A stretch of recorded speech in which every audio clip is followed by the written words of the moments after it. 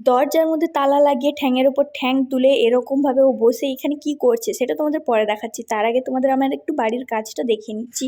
তো আমাদের বাড়িটা প্রায় বাইরের দিকে প্লাস্টার কমপ্লিট, আর এই যে ছোটোখাটো যে কাজগুলো রয়েছে সেগুলো এখন ঠিক করা হচ্ছে।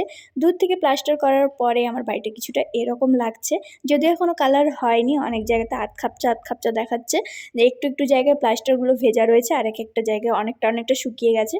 তো সত্যি কথা বলতে এই মিস্ত্রি দাদাদের হাতে সত্যিই জাদু আছে, নইলে এত সুন্দরভাবে ফিনিশিং এদের কাজ দেখে তো আমি সত্যিই ভীষণ পরিমাণে অবাক। যেমনটা আর কি পাথরের মিস্ত্রিও যখন এসেছিলো বাড়ির যখন পাথরের কাজ করছিল তাদেরকে দেখেও যেমন আমি অনেকটা অবাক হয়ে গিয়েছিলাম, ঠিক তেমনই। তো চেষ্টা করলে সবটাই হয়। তো এখানে কাজ দেখতে দেখতে ভাবলাম যে চলো দিদি কী করছে অনেকক্ষণ ধরে চুপচাপ, তো এসেই দেখছি দরজায় তালা লাগানো, বাট ও গেটের বাইরে এমনি বসে রয়েছে চেয়ার নিয়ে।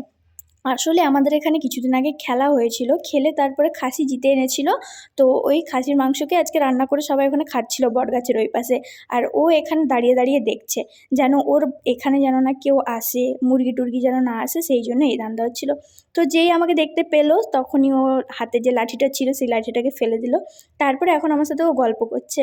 তো কী যে গল্প করছে তার কোনো মাথা মুন্ডু নেই। ওকে খালি আমি জিজ্ঞাসা করছি যে ভাত খেয়েছো নাকি, ওষুধ খেয়েছো নাকি, তো ওইগুলোই ও এখন বলাবলি করছে। তারপরেই চলে এলো আমাদের কুঙ্কি। उतले में कुंकी jadi tu jile में होय तो ओरे बाबा रे हैं मारांग जी हैं ले में कुंकी ओय आपे बाबा तो होय भी। তো এখন আমি দিদিকে জিজ্ঞাসা করছি যে তোমার তো গেট লাগানো রয়েছে, তাহলে তুমি গেটের বাইরে এমনি লাঠি টাঠি নিয়ে কেন বসে বসে ঢং করছো? তো ও আমাকে বলছে ওর বাড়ির ভেতরে নাকি 3 বস্তা গোবর আছে, সেই গোবর যেন কোনোভাবে না চুরি হয়ে যায় সেই জন্য। তার কারণ ও নাকি অনেক কষ্ট করে গুঁড়িয়ে গুঁড়িয়ে এনে রেখেছে। তো ওটাই ওকে আমি বলছি একদিন গোবর না তোমার মাথায় ঢেলে দেবো, সারাদিন ধরে ওই ঢঙের গোবরের জন্য সারাদিন লোকের সাথে ঝগড়া করা বেরিয়ে যাবে তোমার। তারপরে এই দিদিকে দেখছি আমি কুঙ্কিকে আজকে আদর করছে হঠাৎ করে মাথা টাথায় ধরে। ও কিন্তু কোনো বাচ্চাকে সেরকম পছন্দ করে না, বাচ্চা কেন বড় করে ও কাউকে সেরকম খুব একটা পছন্দ করে না। বাচ্চার মধ্যে খালি সিনুকে খুব বেশি ভালোবাসে, আর বড়দের মধ্যে আমি আর সুনীল আমাদের দুজনকে খুব বেশি ভালোবাসে। তার নিজের বোনদেরকেও যতটা না ভালোবাসে তার থেকে অনেকটা আমাদেরকে অনেক বেশি ভালোবাসে। জানি না ঠিক কী কানেকশন আছে আমার সাথে, মানে আমাদের সাথে ওর।